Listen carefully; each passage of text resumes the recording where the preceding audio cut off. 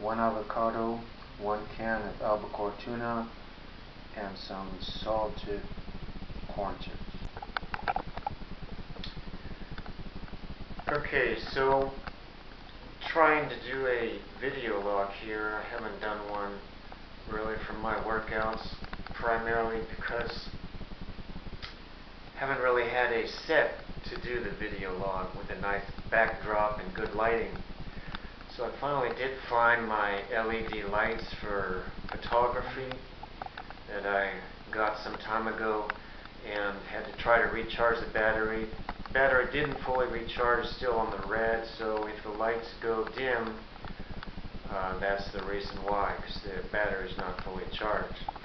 So it's February 20th today, 2018, and the Olympics are going on, the Winter Olympics in South Korea, and I got a few little clips of that just to maybe add it in.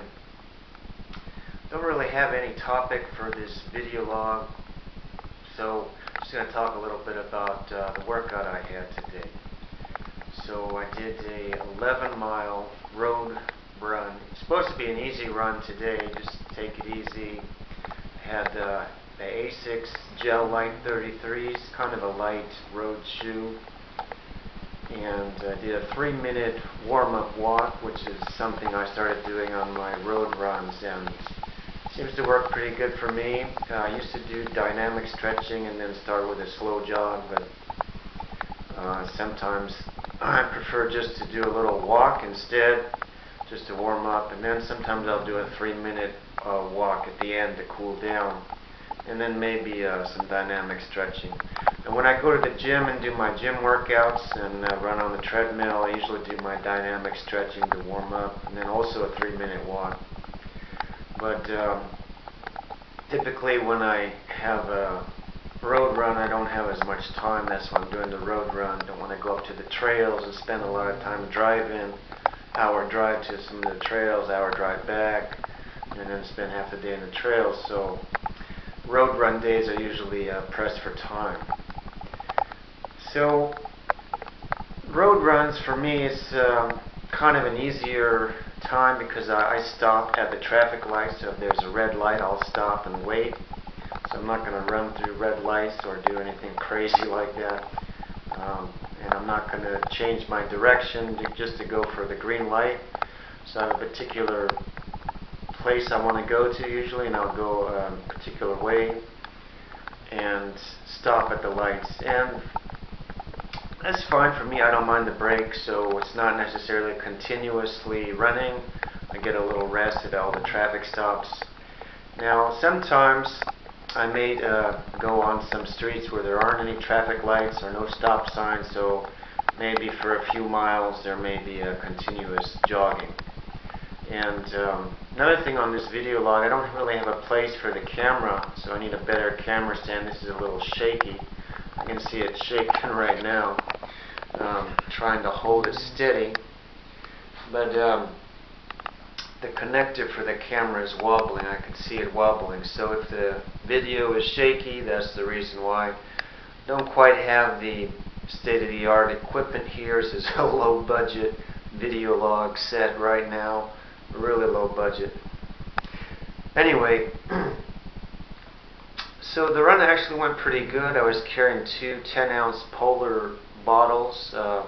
Don't have them here right now, so I'll have to make a little clip, show you what they look like.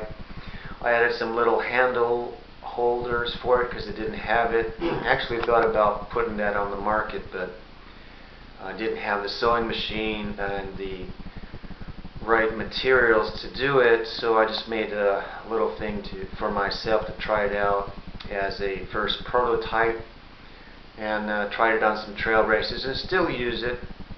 Tried 2 different methods for it. It's not too hard to make, but you do need a sewing machine and the right materials. And one reason I did that is I looked at how expensive those bottles were, maybe like $30 for the handheld bottles. Whereas if you just buy the bottle without the handheld, it's maybe $10. So I thought there would have been a little bit of a market for it. Maybe put a product on the market, and then I wouldn't have to get one of these job things that people keep talking about. So anyway, I did have a kind of sore ankle. One of my ankles has been sore for a while, and I think I may need to get it x-rayed because I may have fractured. It shouldn't have been sore this long. There's some rehab I could do for it. I just haven't had the time. It takes a lot of time to do different rehab that you can do, and there's stuff that I do at home, so I don't go to some place and pay a lot of money. Maybe I'll talk about that some other video. It was pretty cold today, maybe 45 degrees Fahrenheit, so I wore some arm warmers. In fact, I still have them on right now, and that helped. And I had some gloves, Nike gloves. I really myself don't care much for Nike products. I don't wear any Nike shoes, or haven't any for as long as I can remember. All my running shoes are not Nike. They do have a Nike training center, and kind of funny, earlier today I did see that elite runner who won the marathon recently. I think it was the New York Marathon. She's probably training for the Los Angeles Marathon because she was over here in the LA area. Saw her in the car, recognized her, but you may know her, you may not, but Charlene Flanagan, I think that's how you say her name. Cute little blonde chick with the curly hair. She had a curl today. Anyway, so I thought she was up there in Oregon, must be over here in Los Angeles training for the marathon, which is not too far away. And the cold weather, my legs and arms had goosebumps on them before I was going to start the run without the arm warmers and without the gloves. So definitely the arm warmers and gloves for me helped. Once I got warmed up, it was okay. I felt fine. And I did actually bring my GPS watch today. A lot of times I don't need to do that because I know already about the distance I'm going. But since I thought I might try a few different streets on the road run, I brought the GPS watch just to get a little more accurate mileage count. Not that that's that important right now. But I also like sometimes get curious what my pace is, so I'd look at my pace sometimes. A little bit annoying, the GPS watch will sometimes beep when you have a certain mile count, meaning that you have different settings on the watch. The setting that I had, it pops up every mile giving you your mile split. But sometimes I was running and wanted to see my pace, and this mile split came up, so then for like 4 seconds or so I couldn't see the pace because it covers up the whole screen. So that was a little annoying. So I had to try to keep maintaining that pace for another 5, 6, 7 seconds. And other thing about the watch is it's pretty slow on updating the pace that you're going at, and so you have to try to maintain a particular pace before you actually see that pace showing up. And that's one of the items I think I might upgrade. I have the Garmin 405 CX watch. It was pretty cheap. I got it refurbished. I have basically no problems with it, except for one time the data got all full and I lost whatever remaining data was in an ultra race. Had to reset it and then upload all the data and delete it. So that was kind of a pain. And then the watch isn't compatible with different operating systems. Requires you to have the latest Windows operating system, which was out of my budget, and I don't really use Windows operating systems because I think it sucks. So it wasn't compatible with my operating system, so I couldn't upload the data from the watch. That was a real pain, and Garmin really should support all the other operating systems, especially the free and open source operating systems. So that was a big hassle for me. I finally did, after having the watch for maybe a year or two, find a way that I could get the data off the watch. So I have gotten some data off the watch. I just never actually uploaded the data to see what my graph looks like for splits of miles or paces or distance or elevation gain, all that thing. The other thing I don't like about the watch anyway, and this is a picture of the watch, you can see it there, Garmin 405 CX, is that it doesn't show you elevation gain. It'll show you that after you upload the data, but not in the middle of the workout, which was important for me, like when I was doing some trail running and trail training for ultras, to see the elevation gain. And one of my fellow ultra runners, who will remain unknown, unless he wants his name to be known, is one guy who showed me the watch he had, and it's pretty good. It's actually the same GPS watch that Meb, the famous Olympic marathon runner, uses. So I think I'm going to upgrade to that one. It gives you elevation data. It also gets your heart rate from your wrist.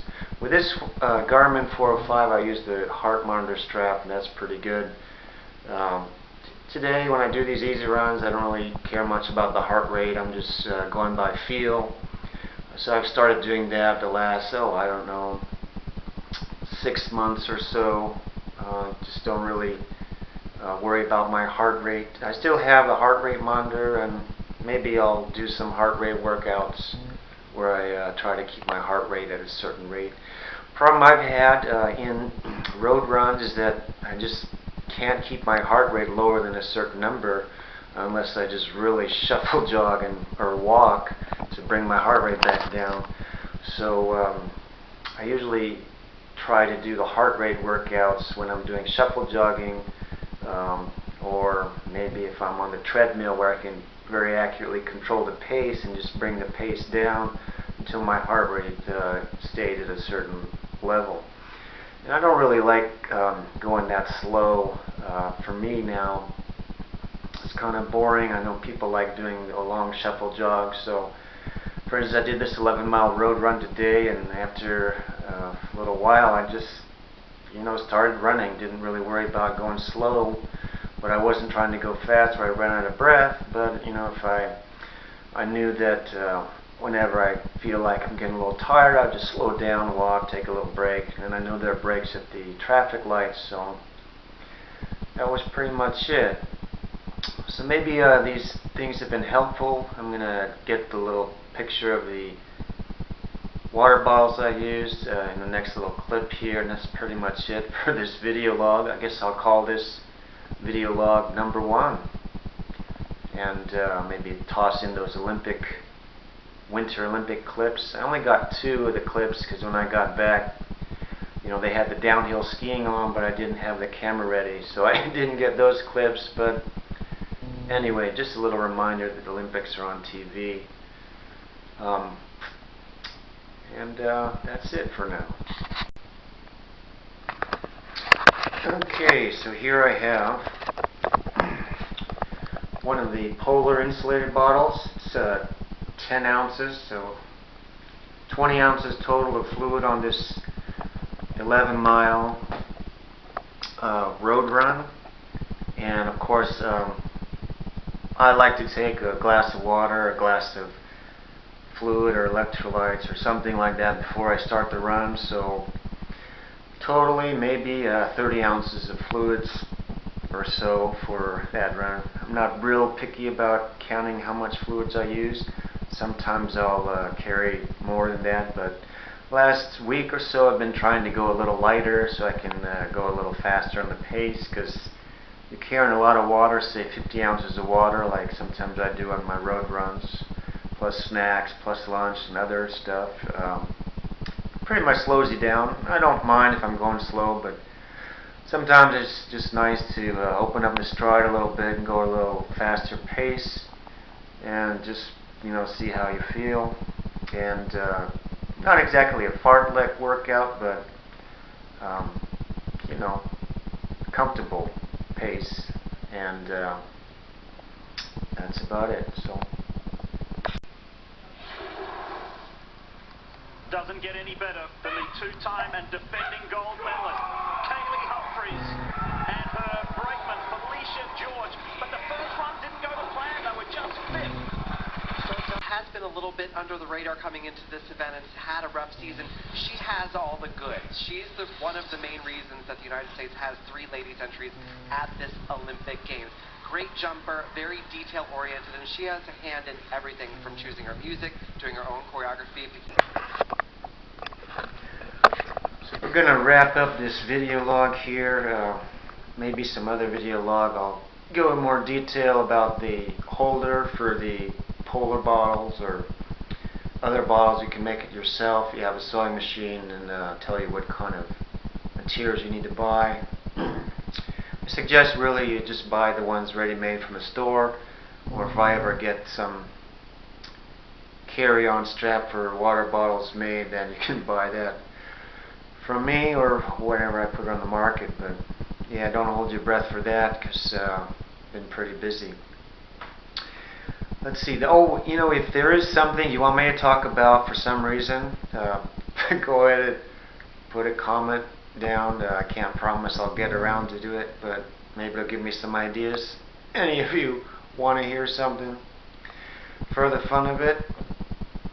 I've been doing ultra runs maybe about 3 years. This year I have no races signed up for. Not really planning on doing any races. If I feel like it, maybe I'll sign up for something and do it.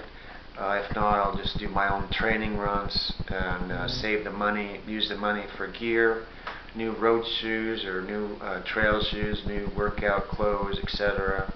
Or better food, better refreshment drinks and for workouts and stuff like that. So, the races are pretty expensive. A few years I did 1 or 2 races a month, and kind of adds up a few $1,000s at the end of the year, plus travel, plus you spend $100 on snacks per race, and then there's all the training you have to do and drive into the trails, and gasoline's expensive, and so on and so forth. It takes up a lot of time too. Your weekends are pretty much gone, and if you're not working or you have some cushy job, just a few hours a day, then it's okay. But if you got a long work day, and it's pretty tough to do. So, cheers. Have a good one.